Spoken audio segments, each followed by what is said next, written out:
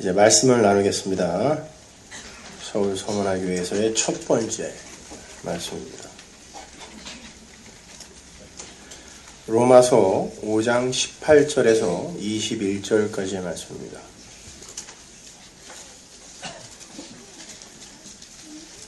자, 찾으셨으면 우리 함께 봉독합니다. 그런즉 한 범죄로 많은 사람이 정죄에 이른 것 같이 위에 한 행동으로 말미암아 많은 사람이 의롭다 하심을 받아 생명에 이르렀느니라. 한 사람의 순종치 아니함으로 많은 사람이 죄인 된 것 같이 한 사람의 순종하심으로 많은 사람이 의인이 되리라. 율법이 가입한 것은 범죄를 더하게 하려 함이라. 그러나 죄가 더한 곳에 은혜가 더욱 넘쳤나니 이는 죄가 사망 안에서 왕노릇한 것 같이 은혜도 또한 의로 말미암아 왕노릇하여 우리 주 예수 그리스도로 말미암아 영생에 이르게 하려 함이니라. 아멘.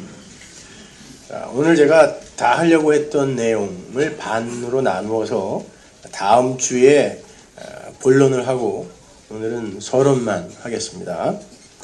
지금 제가 살고 있는 곳 근처에 포은 정몽주 선생의 묘가 있습니다. 저는 지금까지 정몽주 선생의 묘는 선주교가 있는 개성 근처 어디쯤일 거라고 생각을 했었습니다. 그런데 이사를 하고 집 근처 지리를 익히기 위해서 이리저리 다니다가 정몽주 선생의 묘를 발견한 겁니다.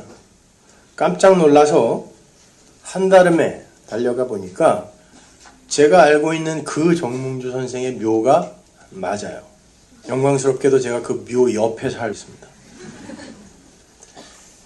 선주께서 살해당하신 그 사육신 정몽주 선생의 그 시신을 그 후손들이 제가 사는 그 마을로 옮겨와서 부인과 합장을 했다는 그 친절한 설명이 그 앞에 기록이 되어 있었습니다.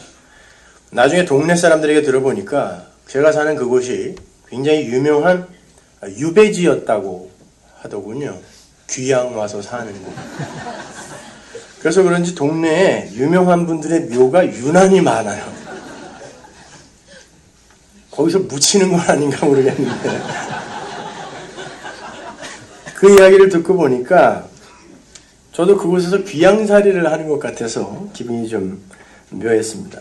세계의 수도인 LA에서 경기도 오포 능평 리, 난 어딜 읍이나 리에 살아본 게 처음이에요. 그리로 이사를 한 건 누가 봐도 귀양처럼 보입니다. 그죠?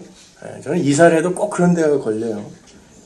제가 왜 정몽주 선생 이야기를 서두에 꺼내는가 하면 어렸을 적부터 그 유명한 정몽주 선생의 단심가를 유난히 좋아했었기 때문입니다. 근데 그분의 묘가 지척에 있는 곳으로 이사를 했으니까 얼마나 신기하겠습니까? 여러분도 잘 아시는 정몽주 선생의 단심가가 이러합니다. 차신 사료 이 몸이 죽고 죽어져 100번 갱사료 100번 고쳐주고 백골 위진토 백골이 진토로 되어 혼백유야무 넋이라도 있고 없고 향주 일편단심 님향한 일편단심을 영유계리여지 어찌 고치겠느냐. 제가 왜 이 시조를 좋아했는지 아세요? 저는 예수를 믿고 난 뒤에 우리 성도가 궁극적으로 해야 할 고백이 바로 이 단심가와 같은 결연한 고백이라고 생각했기 때문이에요. 그 어떤 악한 세력이 온갖 미사여구와 먹음직한 당근을 들이밀면서 간곡한 이방원의 하여가, 이런들 어떠하리 저런들 어떠하리가 하여가죠. 하여가를 불러댄다고 할지라도 절대로 요동치 않고 하나님을 향한 일편단심을 고백하는, 임명할 일편단심을 어떻게 바꾸겠느냐라는 이 일편단심을 고백하는 그러한 용사가 되는 게 신앙인의 본무요 의무라고 생각했기 때문에 정몽주 선생의 단심가를 참 좋아했어요. 그런데 신앙생활을 하면 할수록 제 안에서 님향한 일편단심의 그 단심가가 나오는 게 아니라 이런들 어떠하리 저런들 어떠하리에 하여가가 더 많이 나오는 거예요. 그래도 겉으로는 멋지게 일편단심의 그 단심가를 불러대면서 제 안에서 용솟음쳐 올라오는 하여가를 감추기에 급급했었죠.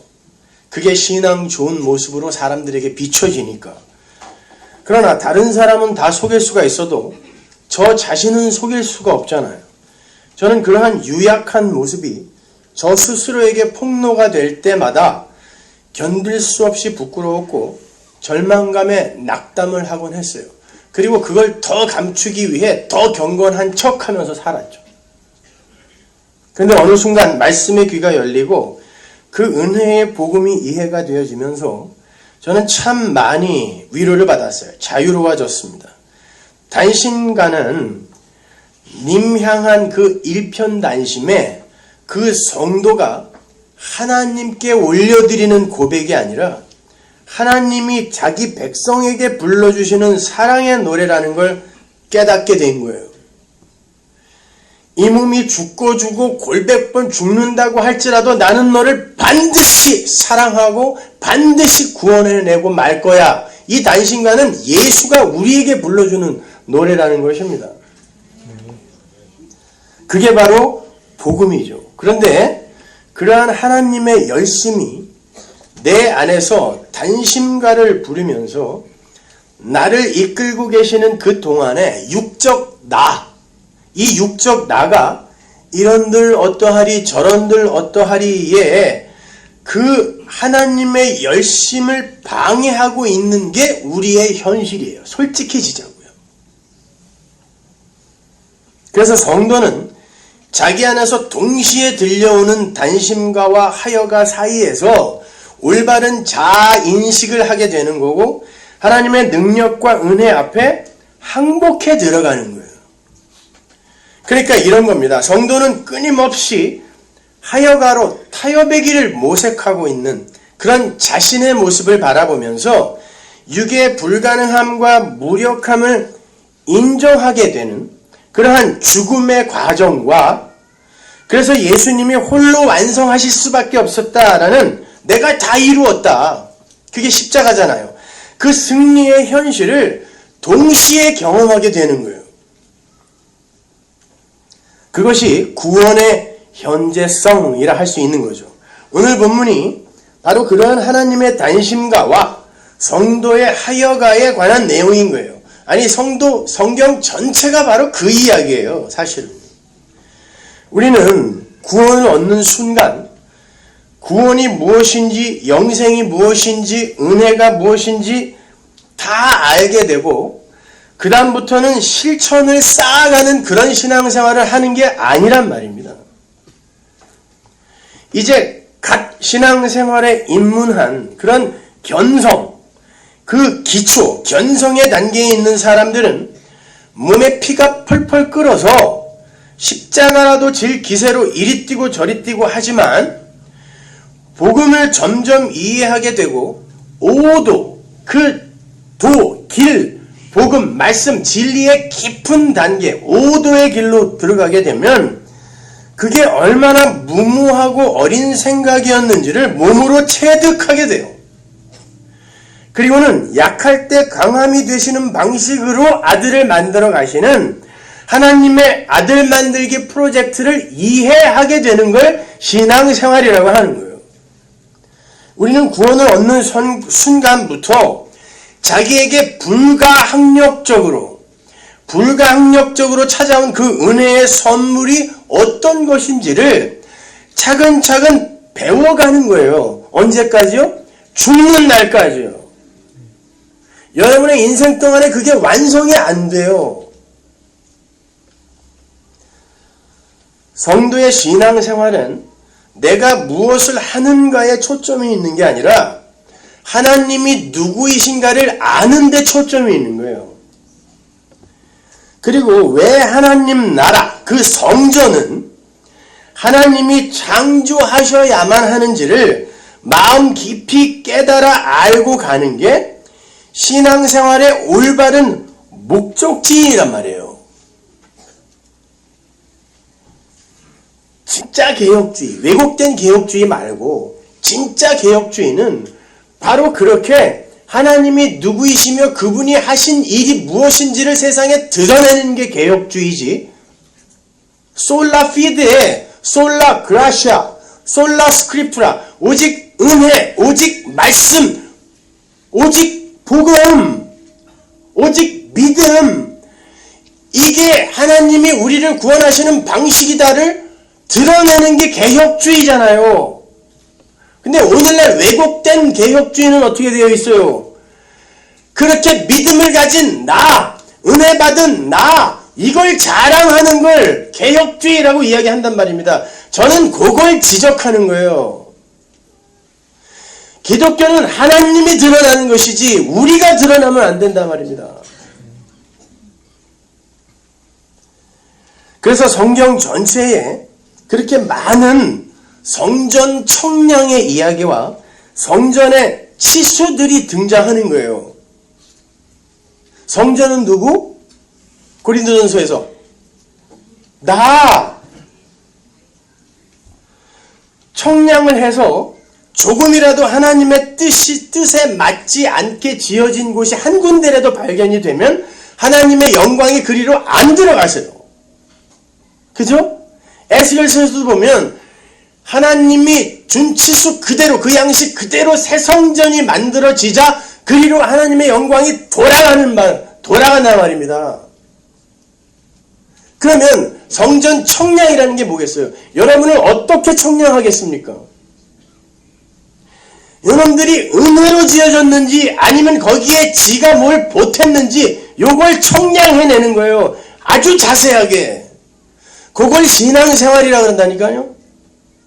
그래서 오직 은혜로만 완성된 그곳에만 하나님의 영광이 들어가는 거예요. 그게 유니언 크라이스트 연합이라는 거예요.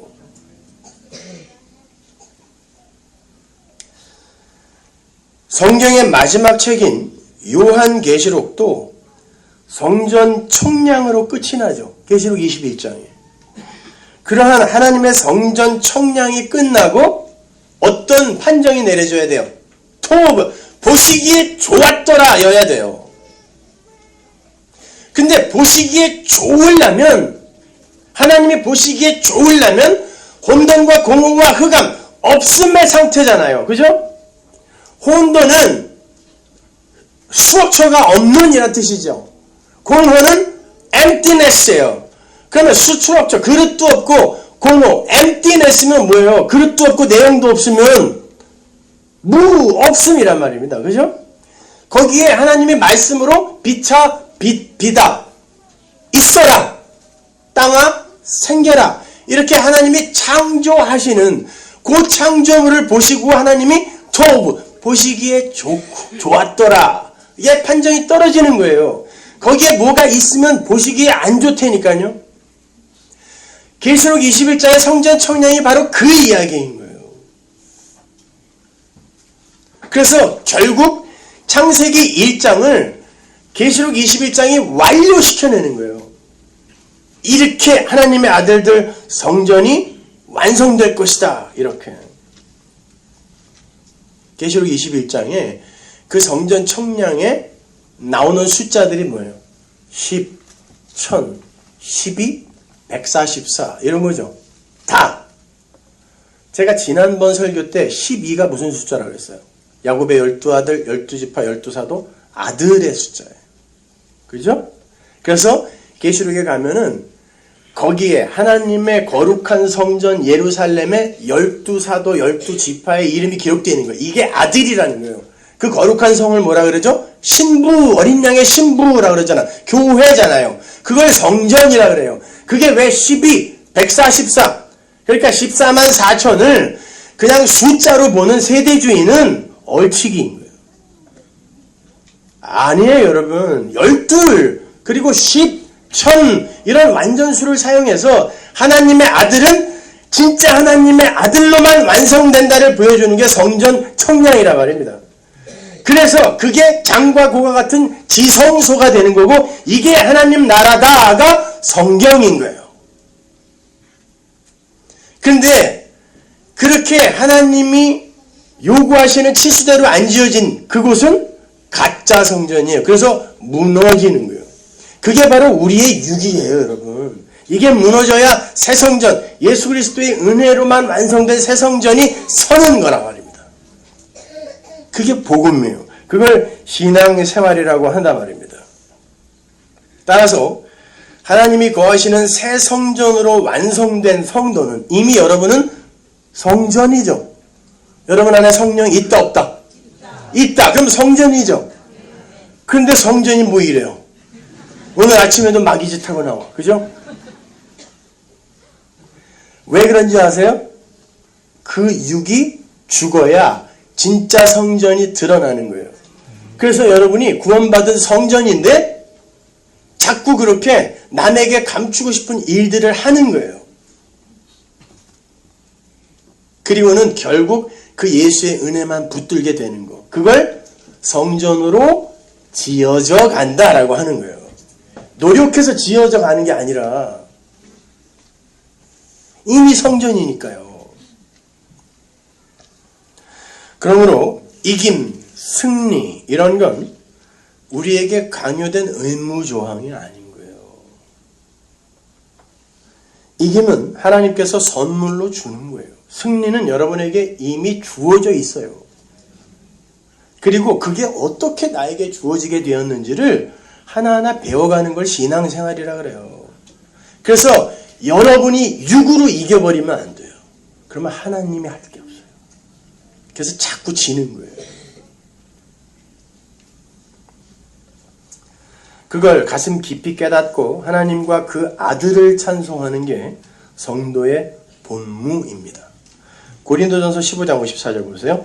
이 썩을 것이 썩지 아니함을 입고 이 죽을 것이 죽지 아니함을 입을 때에는 사망이 이김에 삼킨 바 되리라. 기록된 말씀이 응하리라. 오늘 본문에 사망이 나오는데 사망이 이김에게 삼킨 바 된대요. 은혜에게 삼킨 바 된대요.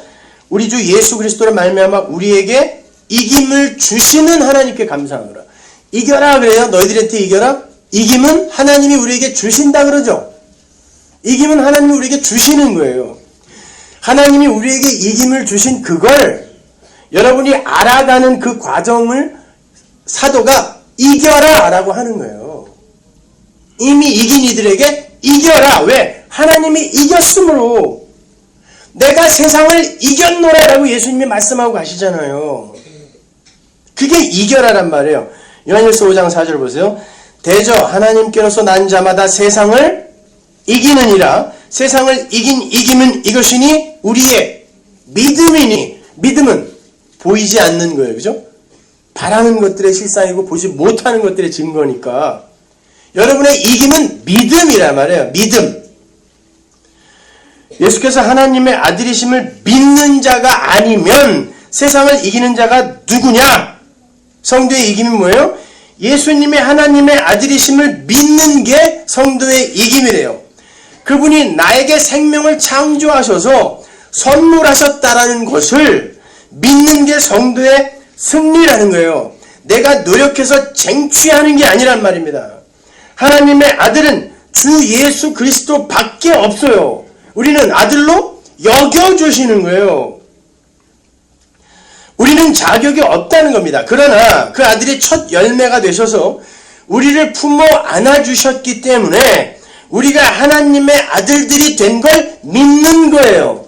그걸 이김이라 그래요. 그걸 승리라 그래요. 하고 싶은 걸 입 꽉 물고 안 하는 걸 이김이라고 하지 않아요. 그걸 알기 위해서는 나라는 존재의 무력함이 역사 속에서 반드시 발각이 되어야 되는 거예요. 근데 그걸 위장하고 감추는데 급급하고 있는 게 오늘날 교회의 현실이 아니던가요? 이렇게 성도의 신앙 여정은 나라는 육의 존재가 죽고 부인되며 하나님의 은혜로 주어진 승리가 찬송되는 이중적 본질을 갖고 있어요. 그래서 성도의 삶에 이중적인 하여가와 단신가가 동시에 나타난다니까요. 그렇게 이중적 본질을 가지고 있는 것이기 때문에 하나님의 성전이 된 우리의 성도의 그 역사 속 존재 안에서 위대한 그 하늘 보좌, 승리죠 그건요. 그 하늘 보좌와 죽음의 재단, 내가 죽는 죽음의 재단이 동시에 경험되는 거예요. 그래서 오늘 설교 제목이 보좌와 재단 1편인 거예요. 여러분의 삶 속에 그 두 가지가 다 들어있단 말입니다. 그렇잖아요. 성경은 여러분이 하늘 보좌에 이미 앉아있다 그러죠. 과거 완료로. 앉히셨다 그러잖아요. 근데 보좌에 앉아있는데 하늘 보좌에 앉아있는 사람들이 여전히 마귀 같은 자신의 실체를 수시로 들키고 있잖아요. 재단이요. 도둑되는 거예요. 그건요. 죽어야 되는 거거든요. 하나님 앞에서.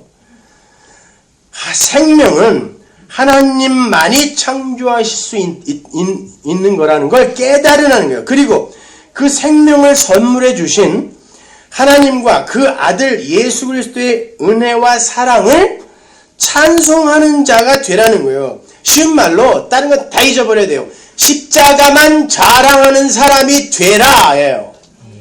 그게 성도의 본무예요. 유일한. 갈라디아서 6장 14절 보세요.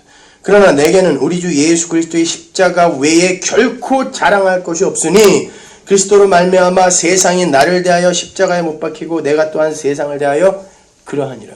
이게 성도의 마지막 고백이 되어야 되는 거예요.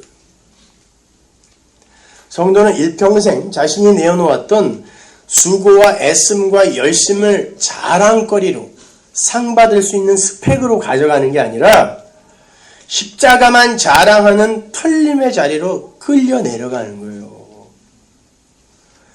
모든 피조물은 하나님의 영광을 위해 창조됐기 때문에 그래요.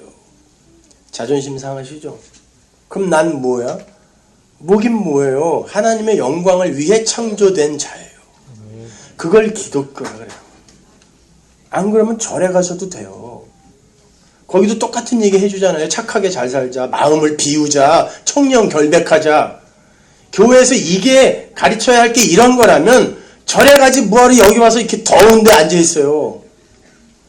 밖에는 추운데 여기 왜 이렇게 더운데. 밥도 주는데 거기는. 여기는 밥이 없어요. 부엌이 없어서. 골로새서 1장 16절 보세요. 만물이 그에게 창조되되 하늘과 땅에서 보이는 것들과 보이지 않는 것들과 혹은 보좌들이나 주관들이나 정사들이나 권세들이나 만물이 이 안에는 마귀도 포함된 거예요. 에베소서에 보면 정사와 권세와 하늘의 악한 영, 이게 마귀들의 계급이란 말이죠. 근데 그것들까지도 만물이 다 그로 말미암고 그를 위하여 창조됐대요. 그러니까 그런 것들까지도 하나님이 누구신지를 드러내는 수단과 도구란 말이에요. 빌립보서 2장 10절 하늘에 있는 자들과 땅에 있는 자들과 땅 아래에 있는 자들로 모든 무릎을 예수의 이름에 꿇게 하시고 모든 입으로 예수 그리스도를 주라 시인하여 하나님 아버지께 영광을 돌리게 하라. 이게 목적지예요. 성도의 목적지. 하나님 아버지께 영광을 돌리는 거예요. 내가 영광 받는 거 아니에요. 내 구원이 목적지가 아니라니까요. 근데 우리가 그 하나님에 대해서 들어본 적이 별로 없으니까 자꾸 나로, 그리고 이놈의 교회로, 여기 로컬 처치로 주의가 자꾸 집중이 되는 거예요. 요걸 어떻게 하면 키울까? 어떻게 하면 부흥을 시킬까? 여기에.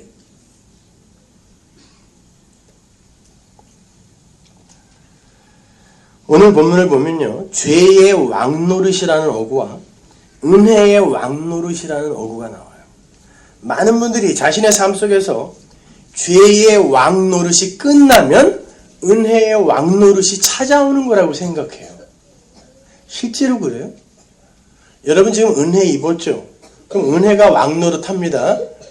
그런데 사도 바울이 야 어떻게 내가 원하는 건 이렇게도 안 하니 나는? 어떻게 내 안에 있는 다른 법이 나를 그렇게 질질질질 끌고 다니는데 나는 왜 거기에 끌려다닐까라고 고백하잖아요. 그건 하나가 끝나고 하나가 오는 그런 방식으로 오는 게 아니란 말입니다. 본문 21절을 보면 죄가 사망을 도구로 하여 디아예요. 그 앞에 전치사 디아 다음에 소유격이 오면 수단과 방법이라고 그랬죠. 디아가 있어요.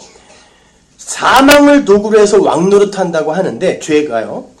이 세상에서 사망, 죽음을 통과하지 않는 사람이 있나요? 없죠. 다 죽습니다. 모든 인간이 다 죽어요. 심지어 창세기 5장에 하나님의 라인, 그 라인들도 다 죽었더라, 죽었더라라고 끝납니다. 다 죽습니다. 그렇다면 이 세상에 태어나는 모든 인간은 죽는 날까지 죄의 왕노릇하에서 종노릇하다가 결국 사망으로 들어가는 거죠. 그래서 죽는 거예요. 육이 죽는 거예요. 근데 성도 안에서는 은혜가 왕노릇한다 그래요. 은혜가 왕노릇을 하면 죽으면 안 되잖아요. 그런데 은혜가 왕노릇하는 성도도 이 땅에서 죽어요. 다른 인간들과 마찬가지로 성도도 죽습니다. 그러나 다른 게 있어요. 모든 인간이 살기 위해 발버둥 치면서 자기개발 자아 확장에 전념하며 살다가 결국 절망 속에서 죽음을 맞이하지만 성도는 이렇게 육이 죽어야 하나님께서 은혜로 선물해 주시는 진짜 생명이 내게 주어진다는 것을 알고 죽는 게 달라요. 그래서 성도의 삶에 은혜가 개입을 하면 고난이 함께 따라오는 거예요. 노아가 은혜를 입자마자 창세기 6장에 나오죠. 노아는 은혜를 입었더라. 그죠? 은혜를 입자마자 뭐해요? 산 위에 올라가서 배 만들어야 돼요. 인생을 차압당하는 거예요. 뭐에게? 은혜에게. 그래서 왕이에요, 은혜가. 근데 세상에서는 부인되고 부정되어지는 거예요. 그 왕이 그렇게 끌고 간다니까요. 그래서 결국 노아가 은혜의 왕노릇에 의해 도달한 지점이 어디예요? 우리는 우리가 맞을 저주의 비를 대신 맞아내는 저 방주 안에, 예수 안에 들어가야 사는 거구나 깨닫는 거예요. 이게 은혜의 왕노릇이에요. 아브라함에게 은혜가 찾아왔어요. 은혜가 왕노릇하자 아브라함이 어디로 끌려가요? 갈대아 우루, 메소포타미아 문명의 발상지에서 광야로 끌려가요. 결국 어디서 죽습니까? 무덤 하나 얻어요. 무덤 하나. 얼마나 그 아브라함이 보잘것없는 그런 삶을 살았는지만 풍성하게 폭로당하고 무덤에 갇혀요. 근데 뭘 알고 갔어요?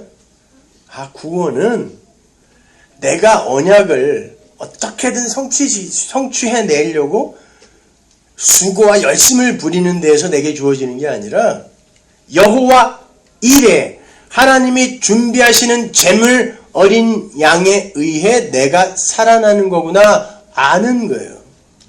은혜가 가입하면. 그래서 그 모리아산 이후에 아브라함이 이게 진짜 구원이구나. 이제 알았으니까 나는 믿음의 조상답게 살아야지 이렇게 살지 못하고 그 나이에 그 연세에 또 후처들을 얻어서 자식들을 또 이렇게 낳은 걸 보여주는 거예요. 이스마엘 낳고 무지하게 혼났죠. 그 일을 모리아산을 경험하고 또 하더라를 보여주는 거예요. 은혜가 그걸 드러낸다니까요.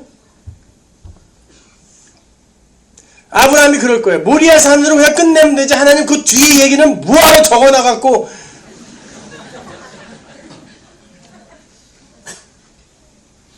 여러분의 인생도 그래요. 은혜는 그걸 폭로시켜내는 거예요, 여러분.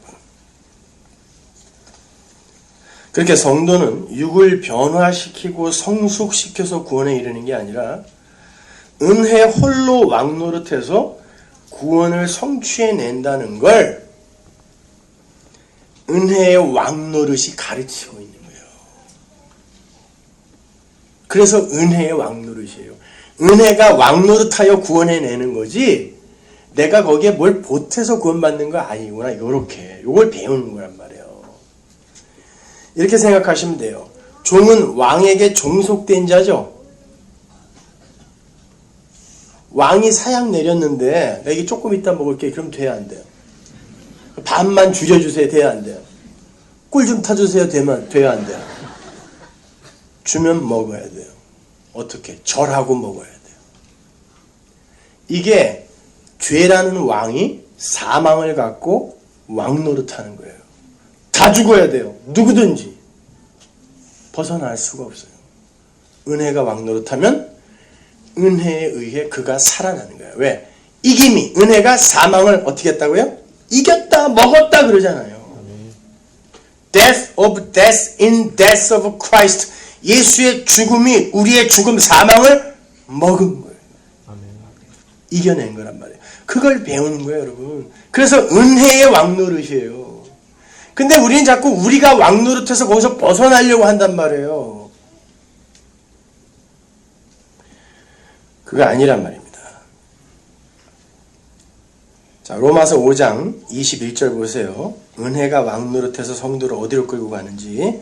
이는 죄가 사망 안에서 왕노릇한 것 같이 은혜도 또한 의로 말미암아 왕노릇하여 우리 주 예수 그리스도로 말미암아 영생에 이르게 하려 함이니라.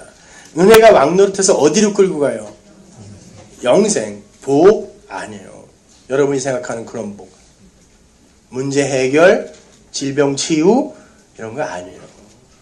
여러분 눈물 흘리게 해주는 거 그런 거 아니에요.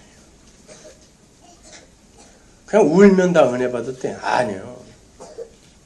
은혜는 여러분에게 영생을 선물해요. 영생이 뭐죠? 오래 사는 거, 죽지 않고 영원히 사는 거, 지옥에서도 영원히 살아요. 영생은 하나님의 생명이에요. 근데 그 하나님의 생명, 신적 생명을 우리가 어떻게 갖게 되냐고요. 그분과 연합이 돼야 되죠. 그래야 돼요. 하나님이 내 안에 들어와야 돼요. 그걸 연합이라고 한단 말이에요. 예수님이 영생은 뭐라 그러죠? 하나님과 하나님이 보내신 자 예수 그리스도를 아는 것 그러죠. 그 아는 것이 기노스코예요. 그걸 히브리어로 바꾸면 야다거든요. 그 야다가 어디에 나오는지 아세요? 그 단어가 아담과 하와가 동침함에 창세기 4장 1절 그죠? 아담과 하와가 동침하는 걸 안다라 그래요. 히브리 사람들이 안다의 개념이에요. 그것이 그냥 이렇게 너 나 알아? 이게 아니에요. 연합이에요. 부부가 동침하여 연합되어지는 그걸 안다라 그래요. 그 연합이에요. 그걸 영생이라고 한다니까요. 그러면 인간과 하나님이 연합하기 위해서는 인간이 갖고 있는 걸 조금 내놓고 하나님이 갖고 있는 걸 조금 내놓고 그래서 합의하여 연합되나요? 신과 인간은 그렇게 자기가 갖고 있는 걸 내놓아 섞을 수가 없어요. 피조물이 부인되고 부정돼야 하나님과 연합이 가능해요. 그러면 은혜는 성도를 어디로 끌고 간다는 거예요? 십자가, 부인의 자리로 끌고 간다는 거예요. 그래서 하나님이 통째로 채우셔야 되는 거예요. 우리 안을. 근데 우리는 하나님처럼 되고 싶어서 말이죠. 선악과 따먹은 아담과 하와처럼 그렇게 하나님처럼 되고 싶어서 인간 이 본연의 자존심을 지키고 싶은 거예요. 그래서 그 은혜를 거부하는 거예요. 자꾸. 뭐 기독교가 그렇게 심플해? 네, 그래서 복음이에요. 근데 이 똑똑한 인간들이 그걸 못 받아들여요.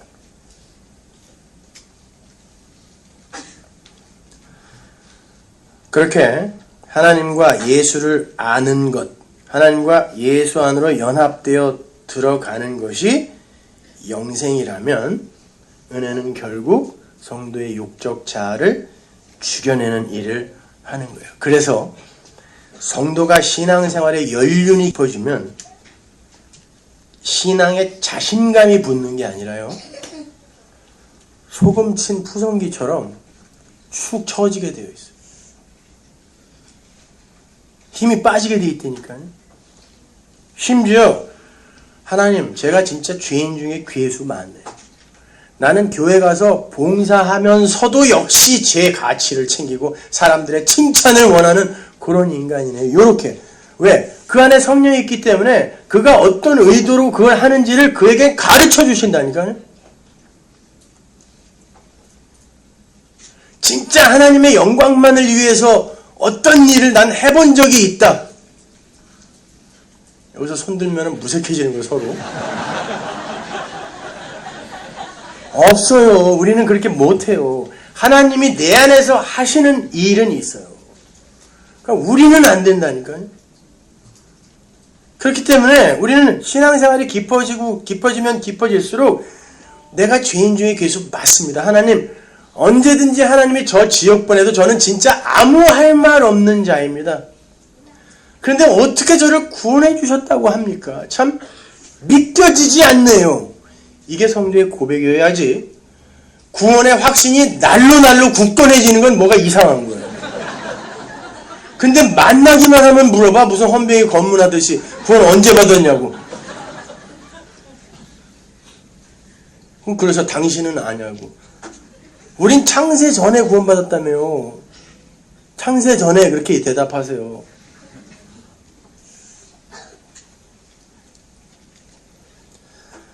신앙인은 할 말이 점점 많아지는 게 아니라 점점 말이 없어져야 돼요. 할 말이 없어져야 돼요.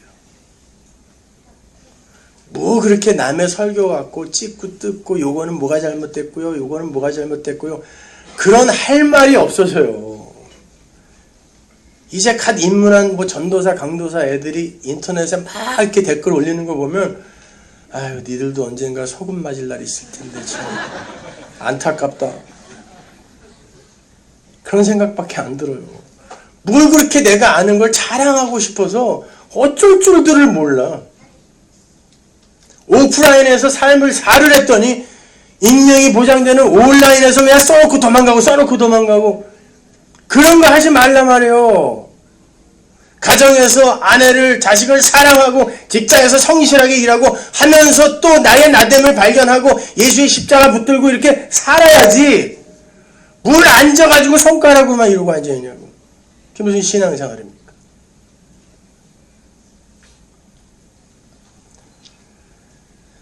자, 그렇게 우리는 나의 나된 것은 모두 하나님의 은혜라는 것을 깨닫는 그 자리로 은혜의 왕노릇에 의해 끌려가는 거예요.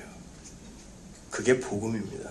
그러한 복음의 현실을 본문 18절이 어떻게 표현하고 있는지 보세요. 그런즉 한 범죄로 많은 사람이 정죄에 이르는 것 같이 의의 한 행동으로 말미암아 많은 사람이 의롭다 하심을 받아 생명에 이르렀느니라. 여기서 많은이라고 번역이 된 헬라어 파스, 형용사 파스는 many 아니에요. every, 모든이에요. 모든. 그러니까 한 범죄로 모든 사람이 죄인이 되었고 의의 한 행동으로 모든 사람이 의의 영생에 이르는 거예요. 앞에 모든은 모든 인류고 뒤에 모든은 영생 얻은 모든이에요. 그래서 영생이에요.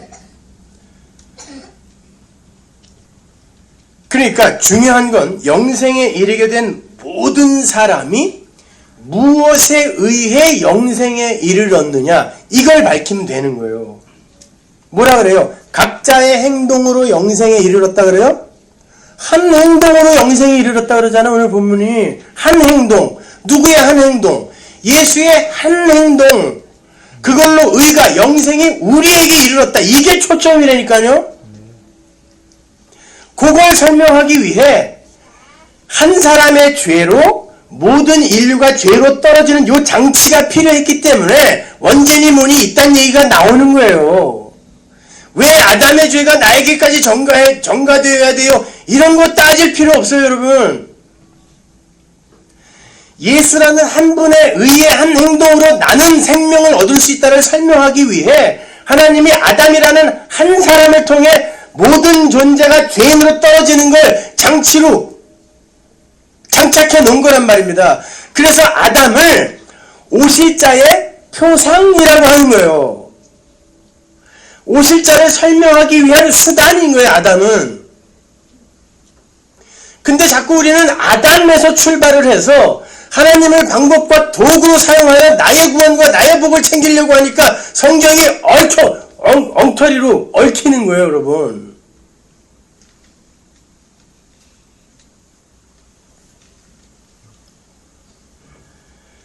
(19절을) 보시면 그게 더욱더 확실하게 돼요. 한 사람의 순종치 아니함으로 많은 사람이 죄인 된 것 같이 한 사람의 순종하심으로 많은 사람이 의인이 되리라. 끝. 여러분이 열심히 순종해서 의인 되는 거 아니고 한 분의 순종이 우리에게 선물로 주어지는 거예요. 그가 하나님께 납작 엎드리는 상태. 난 아무것도 아니네요. 이렇게 하나님 앞에서 없음의 자리로 가서 하나님과 연합되는 상태를 순종이라 해요. 순종은 항상 온전해야 돼요. 여러분이 99가지 순종하다가 하나 어기면 그걸 불순종이라고 그래요. 100개를 통틀어서. 성경이 그러잖아요. 그럼 완벽한 순종은 어떻게 해야 돼요? 하나님께 함몰돼 들어가야 돼요. 그 앞에서 없어져 버려야 순종이라니까요. 그래서 하나님이 우리에게 순종을 선물해 줬다라는 건 우리를 순종하는 자로 만들어 내었고 그렇게 만들어 내실 거란 뜻이란 말입니다. 그걸 순종이라 그래요. 그러니까 로마서 5장의 전체 내용은 예수 그리스도의 십자가, 그 은혜의 십자가만이 영생의 근거라는 그 복음의 핵심을 구구절절히 설명하고 있는 거예요. 그 한 분이신 예수 그리스도만이 생명의 근거가 되시는 분이다라는 거죠. 그 예수 그리스도의 대표성, 다른 말로 영생 얻는 모든 피조물 측의 자격과 조건을 부정해버리는 거. 그래서 대표가 필요한 거잖아요. 한 사람이 필요한 거니까.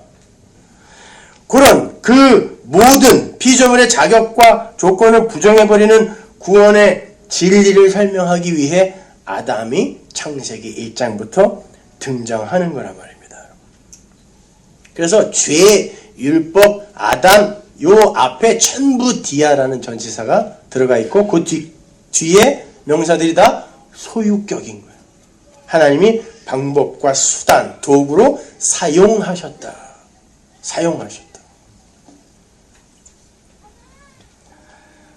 자, 그렇게 이 역사는 영생과 하나님 나라라는 성취물 앞에서의 그 피조물들의 불가능함과 무력함을 확증하고 인정케 하는 용도로만 쓰이게 되어 있는 거예요. 그래서 이 역사의 결말을 성경이 뭐라 그러죠? 멸망이라고. 이 역사의 주관자는 하나님이죠. 그래서 His story 아니야. His story. 그분이 주관하고 계시면 그분이 주관을 하면 목적을 갖고 주관을 하실 거 아니에요. 목적이 뭐냔 말이에요. 역사와 인생의 목적. 인생이 결국 어떻게 돼요? 죽잖아요. 멸망이라니까요. 역사도 멸망이에요. 베드로후서 3장 7절 보세요. 이제 하늘과 땅은 그 동일한 말씀으로 불사르기 위하여 간수하신 바 되어 경건치 아니한 사람들의 심판과 멸망의 날까지 보존하여 주신 것이에요. 멸망이에요. 뭔가를 교훈하고 가르치는 그 일이 끝나면 멸망으로 그냥 끝나는 게 이 역사란 말입니다. 역사야, 인생아, 너희들이 한번 할 수 있을 만큼 최대한 한번 해봐. 의술도 발전시켜보고 문명도 발전시켜보고 인터넷, 휴대전화, LTE 이런 거 한번 다 해봐. 그리고 그 결과를 한번 나에게 보여줘. 멸망이에요. 그러면 니들이 최선을 다해서 한 게 멸망이라면 이제 니들이 의지해야 할 건 뭐겠니? 하나님의 은혜, 십자가. 그걸 드러내는 게 역사고 그 작은 역사를 사는 여러분의 인생이란 말이에요. 하나님을 높이는 거예요. 여러분은 쇠하고 하나님이 흥하는 거. 이게 우리의 인생이에요. 교회는 쇠하고 하나님이 흥하는 거.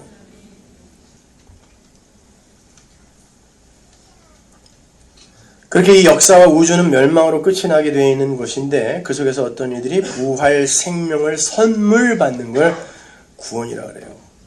근데 인간들은 참으로 지독하게 자기들의 불가능함과 무력함을 인정하지 않으려고 그러죠. 그래서 인간을 복제하여 장기를 따로 마련해서 죽을 것 같으면 그거 그냥 홀랑 갔다가 수술받고 아일랜드라는 영화에서 보셨죠? 그런 시도까지 하는 거예요. 영생하고 싶어서. 우리가 얼마나 죄인인지 왜 죽어야 하는지 인간들이 몰라요.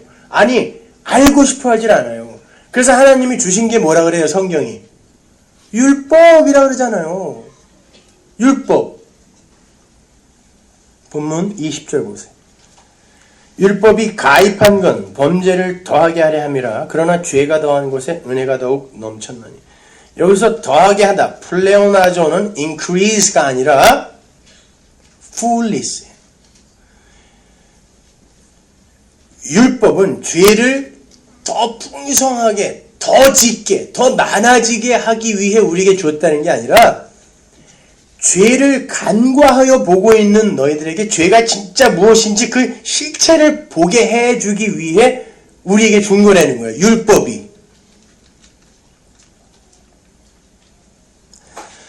바리새인들이 왜 예수님에게 독사의 새끼라는 욕을 먹었죠? 일에 2번씩 금식하고 수시로 기도하고 길거리에서 기름 발라가면서 기도하고 제사에 열심을 부린다라고 거들먹거리다가 독사의 새끼라는 욕을 먹었어요. 이게 다 어떤 항목이에요? 율법에서 요구하는 항목들이에요. 근데 그걸 열심히 했는데 하나님이 찾아오시더니 그 율법의 주인이신 그분이 오시더니 이 독사의 새끼들아라고 욕을 하더라니까요. 왜? 그들이 뭔가 잘못했기 때문에 그렇죠. 그러면 율법을 잘 지켰는데 독사의 새끼라는 욕을 먹었다라는 건 하나님이 그 율법을 지키라고 준 게 아니었다는 뜻이죠. 하나님은 그 율법을 통하여 그들의 죄를 지적하려고, 진짜 죄가 무엇인지를 지적하려고 율법을 주셨다고 하는데 오자마자 율법을 잘 지킨 사람들에게 이 독사들아 그랬단 말이에요. 마귀들아 그랬단 말이에요. 그러면 하나님이 밝히려고 했던 죄가 뭐예요? 나는 율법 지킬 수 있어요. 요걸 죄라고 하는 거잖아요. 하나님이. 어렵죠. 왜? 건강한 교회에서 우리는 그게 올바른 신앙인의 신앙생활인 줄 알았잖아요. 그렇게 배웠단 말입니다. 그래서 뭐 도덕법은 남아있고 십자가가 그렇게 조목조목 나누어서 요거는 조금 놔두고 요것만 내가 십자가에서 해결할게. 그런 십자가입니까? 그렇게 십자가가 불완전해요? 도덕법, 윤리법은 남겨놓고 해결한 거예요? 율법을? 도대체 이런 발상은 어디서 나온 걸까요? 끝까지 인간의 자존심을 놓지 않겠다라는 이 악마성에서 나온 거예요.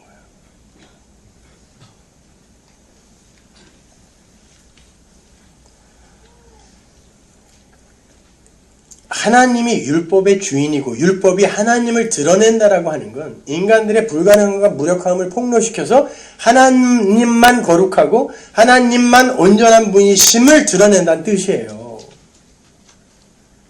예수님은 하나님은 그 율법을 다 지킬 수 있다 이게 아니라 그러면 뭐 여자들 월경한 다음에 정결례식 행하고 하나님이 그런 거 해야 돼요?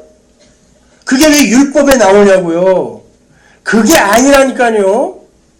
그걸 세목화하여 지켜내려고 한 게 마귀들이었단 말이에요. 인간들이었단 말이에요. 독사의 새끼들. 그게 아니라 니들이 도대체 이 선한 것을 가지고도 어떻게 사는지를 내가 보여줄게. 어떻게 살았어요? 그걸 지키더니 자기 자랑을 삼더라는 거예요. 그리고는 다른 사람들과의 차별을 증명해 보려고 하는 요걸 증명하는 거예요. 요거를. 그게 죄라는 거예요, 여러분. 그 잘난 거 지켜놓고 반대급부 원하는 거. 그리고 칭찬, 아니면 만족, 이런 거라도 챙기려고 하는 그 인간들의 죄성. 이걸 폭로하는 게 율법이란 말입니다. 오늘날도 마찬가지죠. 주일 성수해라, 11조 해라, 선교해라, 구제해라, 선한 일에 힘써라, 봉사해라. 성도들에게 명령이 떨어집니다. 설교를 빙자하여 목사가 성도들에게 하고 싶은 말을 하는 거죠. 그때 어떤 일이 일어나죠? 그리고 꼭 붙이죠, 거기다가. 그러면 복 받는다, 문제 해결된다, 어둠에서 빠져나오게 된다, 되는지 안 되는지 시험해봐라. 이런 게 꼭 붙어요. 그러한 반대급부를 노리고 종교 행위를 하는 걸 성경이 죄라고 그래요. 그걸 죄라 그래요.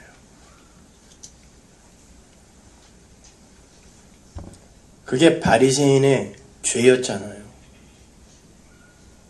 여러분, 정말 우리가 기특한 일을 해내고 그걸 전부 하나님께만 영광으로 돌리나요? 저도요, 설교하고 심지어 설교를 하고 내려가서도 꼭 우리 집사람한테 물어봐요. 나 오늘 잘했어?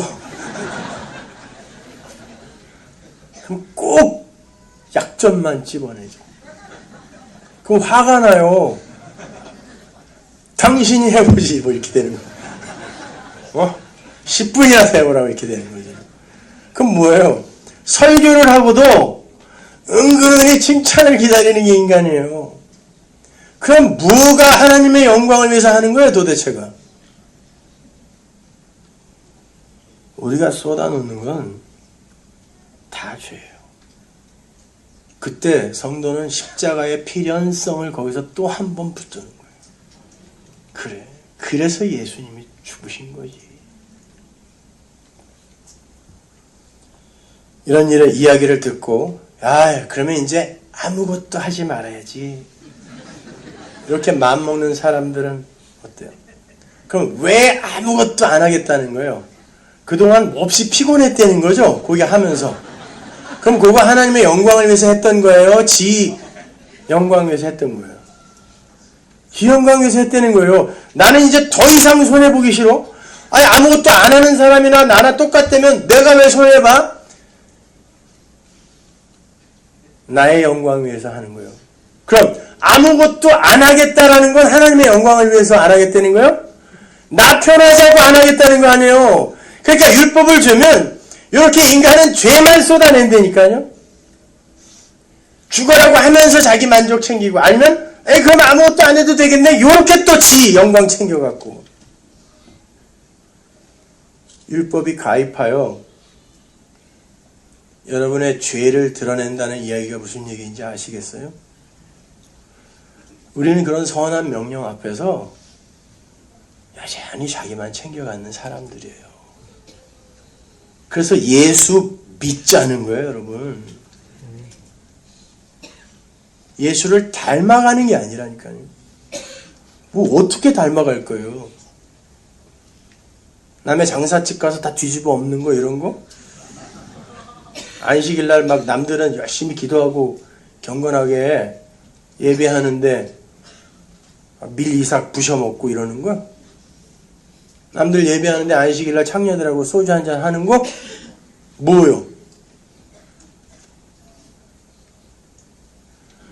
신은 우리가 닮을 수 있는 존재가 아니에요. 신은 우리의 믿음의 대상이지 롤모델이 아니란 말입니다.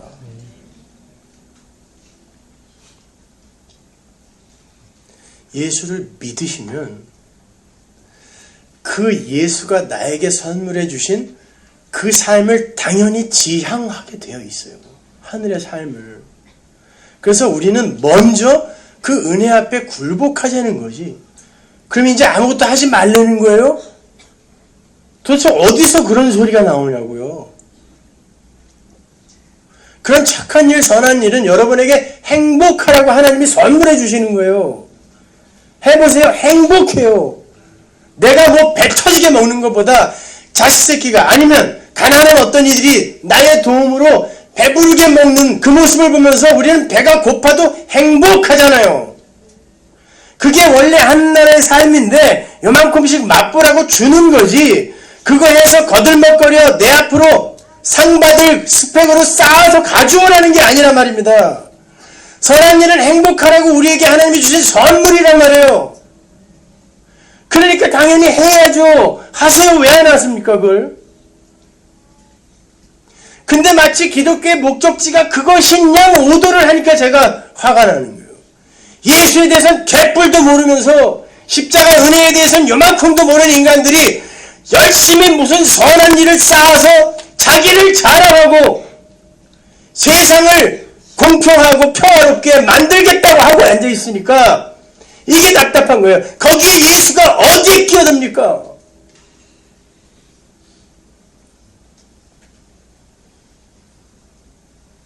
여러분 안에 진짜 그 예수의 은혜가 있으세요? 그러면 이제 말을 줄이세요.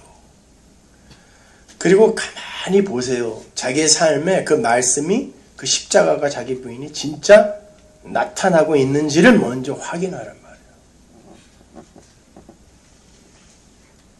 할 말이 없어져야 돼요.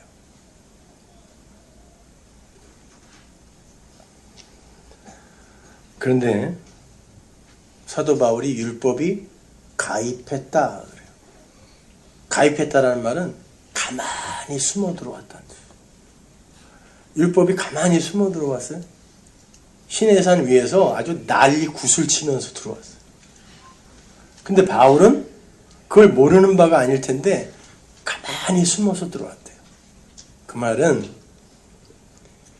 율법이 표면적으로 인간들에게 요구하던 그거 말고 숨어있는 다른 뜻이 있었다는 뜻이에요. 그래서 가입했다. 가만히 숨어 들어왔다라고 이야기하는 거예요. 그게 뭐겠어요? 너희들은 죄인이야. 이거. 열심히 시켜서 하나님을 감동시켜봐. 이게 표면적인 거라면 숨어있는 의미는 너희들은 죄인이야. 무력한 자야. 이런 숨은 의도가 숨어 있었다는 거예요. 로마서 5장 13절 보세요. 죄가 율법 있기 전에도 세상에 있었으나 율법이 없을 때에는 죄를 죄로 여기지 아니하느니라. 무슨 말일까요? 이게 지금 그 말이거든요. 이게 무슨 말로 이해하고 계셨어요? 여러분, 율법이 주어지기 전엔 죄가 아니었나요? 율법이 BC 1500년 모세 때 주어졌습니다. 그 이전에 BC 1800년경에 여러분 국사 시간에 배운 거, 국사나 세계사 시간에 배운 거 있죠. 함무라비 법전이 있었잖아요.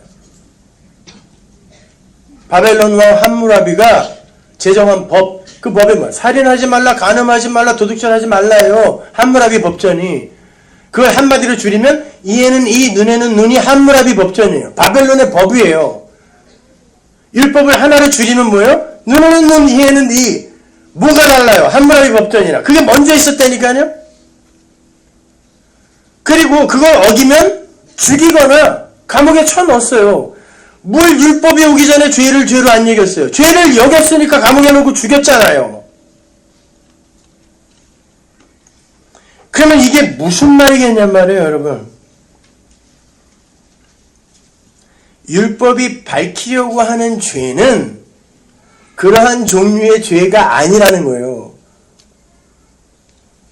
그러니까 함무라비 법전이 주어진 그 상태에서 인간들이 죄라고 여기는 것만, 살인하지 말라, 간음하지 말라, 도둑질하지 말라, 요것만 신경 쓰면서 요것만 안 하면 우리는 의로운 사람이야 이러고 있었기 때문에 율법을 주어서 죄를 진짜 죄로 보지 못하는 너희들의 눈을 뜨게 해서 진짜 죄가 뭔지를 보게 해주겠다는 거예요.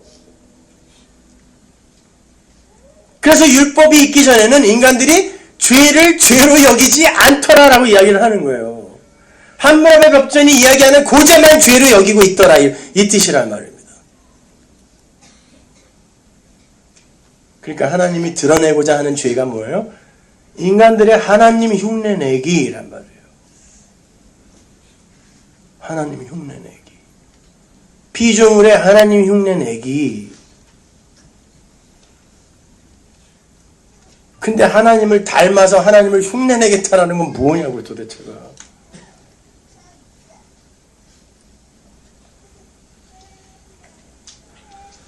성도는 그러한 율법 앞에서 역시 나는 죄인 중에 괴수가 맞습니다라는 고백을 하는 자리로 내려가게 되어 있는 거죠. 그러면 그때 나는 이 선한 것 갖고도 이렇게 죄만 짓는구나. 난 죄인 중에 괴수 맞구나. 율법으로 그렇게 내가 죄인됨을 알게 되는 그 자가 붙을 수 있는 게 뭐죠? 은혜죠. 그래서 죄가 더한 곳에 은혜가 더하더라 라고 이야기하는 거예요. 명쾌하죠, 그죠? 사도 바울이 그 얘기하는 거예요. 그러니까 이 이야기를 하면서 율법도 끌어들이고 천재죠, 천재 이 사람. 구원이라는 게 바로 그런 거예요. 우리의 처음 자리가 어디였음을 확실히 깨닫고 그 없음의 자리에서, 혼돈과 공허의 자리에서 존재로 만들어주시고 거기에 생기까지 불어넣어서 영생을 주시는 하나님의 영광과 능력을 찬송하는 자가 성도야. 이게 에베소서잖아요. 찬송이 되게 하려 하심이라. 성도야, 찬송이 되게 할 거야. 찬송. 그렇게 우리를 쫓아오시면서 열심히 단신가를 불러내시는 하나님의 열심 앞에 항복하는 자가 되는 것, 그게 성도의 신앙 생활입니다. 그래서 여러분의 인생에 영광스러운 하늘 보좌의 현실과 무섭게 도륙당하는 재단의 현실이 공존하여 나타나는 거예요. 다음 시간에는 제가 구약의 여기저기를 찾아다니면서 구약에 어떻게 그 재단과 보좌가 우리에게 먼저 약속되고 있는지를 제가 성경을 근거로 해서 설명해 드릴게요. 그걸 성경신학이라고 하는데, 오늘은 결론으로 로마서 9장의 말씀을 함께 읽고 마치도록 하겠습니다. 로마서 9장 11절. 그 자식들이 아직 나지도 아니하고 무슨 선이나 악을 행하지 아니한 때에 택하심을 따라 되는 하나님의 뜻이 행위로 말미암지 않고 오직 부르시는 이에게로 말미암아 서게 하려 하사 리브가에게 이르시되 큰 자가 어린 자를 섬기리라 하셨나니 기록된 바 내가 야곱은 사랑하고 에서는 미워하였다 하심과 같으니라. 그런즉 우리가 무슨 말하리요? 하나님께 불의가 있느뇨? 그럴 수 없느니라. 모세에게 이르시되 내가 긍휼히 여길 자를 긍휼히 여기고 불쌍히 여길 자를 불쌍히 여기리라 하셨으니 그런즉 원하는 자로 말미암음도 아니요 다른 박질하는 자로 말미암음도 아니요 오직 긍휼히 여기시는 하나님으로 말미암음이라. 원하는 자, 다른 박질하는 자 안 된다는 거예요. 오직 하나님이 긍휼을 부으신 자, 그들만이 영생으로 구원으로 들어가는 거예요. 그리고 그 은혜만을 의지하는 자로 만상에 내시는 걸 기독교라고 그래요. 서문화교회가 지향하는 복음이 바로 그것입니다. 기도하겠습니다. 하나님 은혜를 감사합니다. 아버지 하나님, 하나님을 알면 알수록 참 숨고만 싶고 오히려 하나님 나를 떠나소서 이런 고백을 하고 싶어집니다. 그런데 하나님이 얼마나 우리를 사랑하시는지를 알기에 그 하나님과 함께 있고 싶어 이렇게 면목 없이 또 하나님의 은혜에 의지하여 나옵니다.